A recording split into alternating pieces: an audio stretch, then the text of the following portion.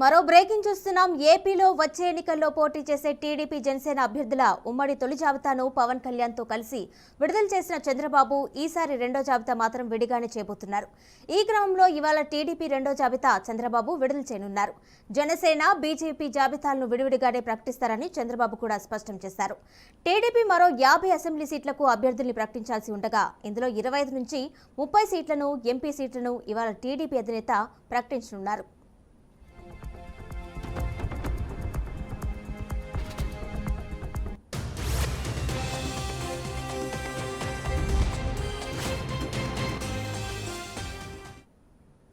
దీనిపై మరింత సమాచారం అవుతుంది ఏడుకొండలు అందిస్తారు. ఏడుకొండలు చెప్పండి, ఈ రోజు అయితే చంద్రబాబు రెండో జాబితా రిలీజ్ చేసినట్టు తెలుస్తుంది. ఫుల్ డీటెయిల్స్ ఇవ్వండి. కిరణ్మయ్య, ఈ రోజు టీడీపీ అధినేత నారా చంద్రబాబు నాయుడు తన నివాసం వద్ద రెండో జాబితాను విడుదల చేయడానికి సిద్ధమయ్యారు. అయితే ఏదైతే ఈ రోజు మిగిలి ఉన్నటువంటి ఆయనకున్నటువంటి 50 అసెంబ్లీ స్థానాలకు గాను 25 అసెంబ్లీ స్థానాల్లో అభ్యర్థులను, అలాగే 10 పార్లమెంట్ స్థానాల అభ్యర్థులను ఖరారు చేసేందుకు అలా ప్రకటించేందుకు రంగం సిద్ధం చేశారు. అయితే ముందుగానే ఏదైతే అటు బీజేపీ జనసేన టీడీపీ పొత్తులో ఉన్న నేపథ్యంలో అది జనసేన బీజేపీకి సంబంధించి 31 స్థానాలను ప్రకటించారు. ఆ 31 స్థానాలకు సంబంధించి వారు అభ్యర్థులు కసరత్తు అయితే కొనసాగుతుంది. 1-2 రోజుల్లో వారి అభ్యర్థులను కూడా ప్రకటించేటువంటి అవకాశం ఉంది. ఈ రోజు చూస్తే జనసేన కూడా మరొక 10 మందిని ప్రకటించేటువంటి అవకాశం కూడా ఉన్నట్లు తెలుస్తుంది. అయితే టీడీపీ అధినేత నారా చంద్రబాబు నాయుడు మాత్రం ఈ రోజు తనకు ఉన్నటువంటి 144 స్థానాల్లో ఇప్పటికే 94 మంది అభ్యర్థులను ప్రకటించడం జరిగింది. అయితే మరొక 25 మందిని ఈ రోజు ప్రకటించే అవకాశం ఉంది.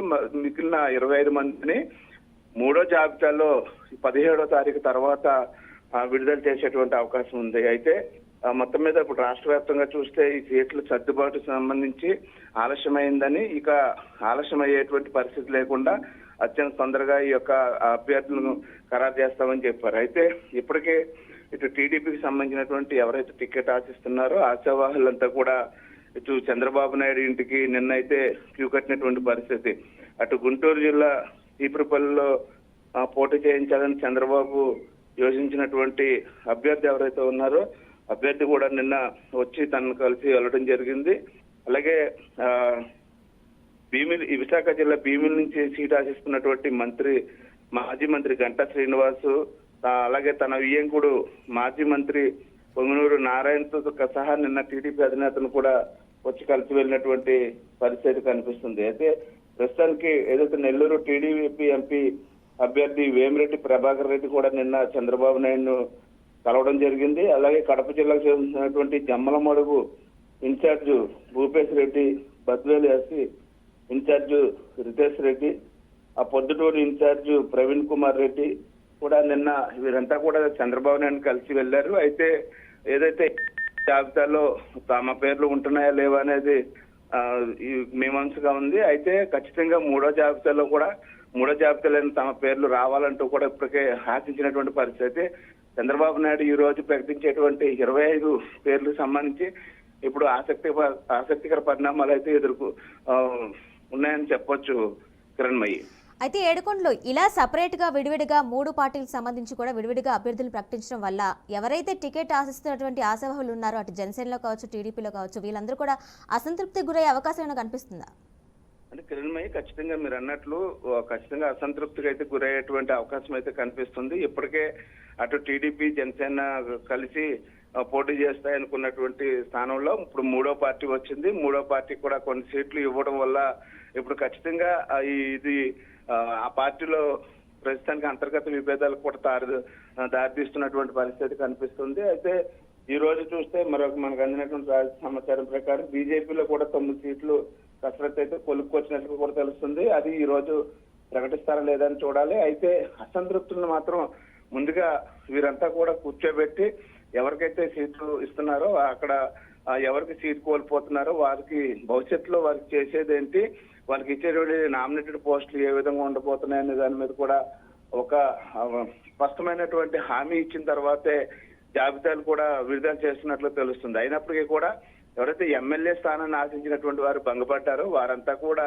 ఖచ్చితంగా దీని మీద తిరుగుబావుట ఎగరవేసేటువంటి అవకాశం అయితే కనిపిస్తుంది. ఇప్పటికే చూస్తే రాష్ట్ర వ్యాప్తంగా కూడా ఈ 94 సీట్లలో ఎవరైతే ప్రకటించారో ముందుగా ఆ 94 స్థానాల్లో కూడా కొన్ని చోట్ల అసంతృప్తులు బగ్గుమన్నాయి. వారంతా కూడా టీడీపీ నుంచి వైసీపీకి వెళ్ళి చేరినటువంటి పరిస్థితి కనిపిస్తుంది. అయితే ఇక్కడ ఆసక్తికర పరిణామాలు ఏంటంటే గతంలో టీడీపీలో పనిచేస్తూ 2 సార్లు ఎమ్మెల్యేగా పనిచేసినటువంటి వ్యక్తి భీమవరం చెందినటువంటి రామాంజనేయులు జనసేనలో చేరి రావడం అసలు మరి టీడీపీ నుంచి జనసేన ఈ కూటమిలో జాయిన్ అవ్వడం అనేది ఇది చాలా ఆసక్తికర పరిణామాలని చెప్పుకోవచ్చు. ఎందుకంటే అతను టీడీపీ నుంచి పోటీ చేసిన అక్కడ సీట్ వచ్చేటువంటి అవకాశం ఉంది. కానీ మన జగన్మోహన్ రెడ్డిని ఢీకొట్టాలంటే ఖచ్చితంగా అందరూ కూడా కూటమిగా వెళ్ళాలనేటువంటి ఒక నిర్ణయంతో ఇప్పుడు ఉన్నారు. అయితే ఈ పార్టీలో జనసేన టీడీపీలోనే అటు ఇటు మారడం కూడా కొంచెం ఈ గందరగోళానికి అయితే దారితీస్తుందని చెప్పవచ్చు.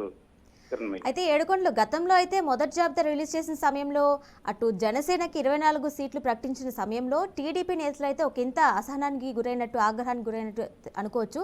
అలాగే అటు జనసేనకు సంబంధించి టికెట్ ఆశించిన వాళ్ళు కూడా 24 సీట్లే ఇచ్చారని చెప్పి కూడా వాళ్ళందరూ కూడా ఆగ్రహానికి గురయ్యారు. ఈ నేపథ్యంలో అందరం కూడా ఇండిపెండెంట్గా పోటీ చేస్తామని కొంతమంది అయితే వాళ్ళ గొంతును వినిపించారు.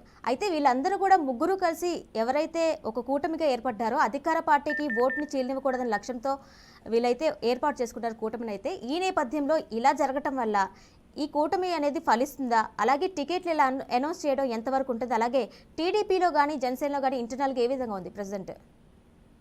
అంటే కిరణమయ్య కూటమి అంటే జనసేన టీడీపీ పోటీ చేసినప్పుడు కొంతవరకు కూటమి ఈ 2 పార్టీల కూటమి అయితే బాగానే రాష్ట్రంలో బాగానే ఉంది. కానీ బీజేపీతో జతకట్టిన తర్వాత ఏదైతే గతంలో బీజేపీ రాష్ట్రానికి ప్రత్యేక హోదా ఇవ్వలేదు అనేటువంటి ఒక అంశంతో ఆ పార్టీతో విభేదించి బయటకు వచ్చినటువంటి పార్టీ మరలా బీజేపీతో పొత్తులోకి వెళ్లడం పట్ల కొంతమంది అసహనానికి గురయ్యారు. ఈ పార్టీ నాయకులు కార్యకర్తలే దీన్ని ఎక్కడ కూడా అంగీకరించినటువంటి పరిస్థితి. అయితే అటువంటి అసంతృప్తులంతా కూడా ఇప్పుడు కొంతవరకు కూడా ఓటు బ్యాంకింగ్ అయితే మాత్రం దూరం అవుతుందని చెప్పుకోవచ్చు. ముఖ్యంగా బీజేపీతో కలిసిన తర్వాత టీడీపీకి ఉన్నటువంటి కొన్ని మైనారిటీ ఓట్లు కానీ అలాగే ఎస్సీ ఎస్టీకి సంబంధించినటువంటి ఓట్లు కానీ దూరం అయ్యేటువంటి ప్రమాదం కూడా ఉందని చెప్పేసి నిపుణులు చెప్తున్నారు. అయితే ఏదేమైనప్పటికీ కూడా రాష్ట్ర భవిష్యత్తును దృష్టిలో పెట్టుకుని మేము 3 పార్టీలు కలిసామని రాబోయే రోజుల్లో ఖచ్చితంగా మోడీ నుంచి మన రాష్ట్రానికి కావాల్సినటువంటి నిధులన్నీ తీసుకొస్తామంటూ కూడా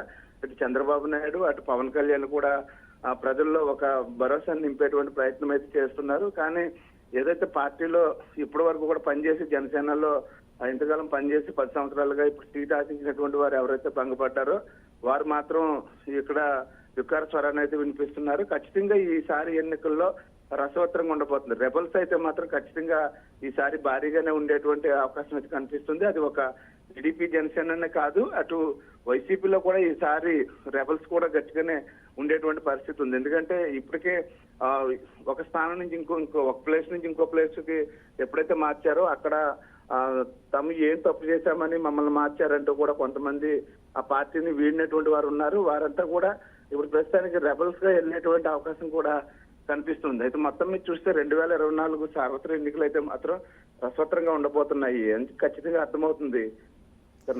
రైట్ ఏడుకొండలో థ్యాంక్ యూ.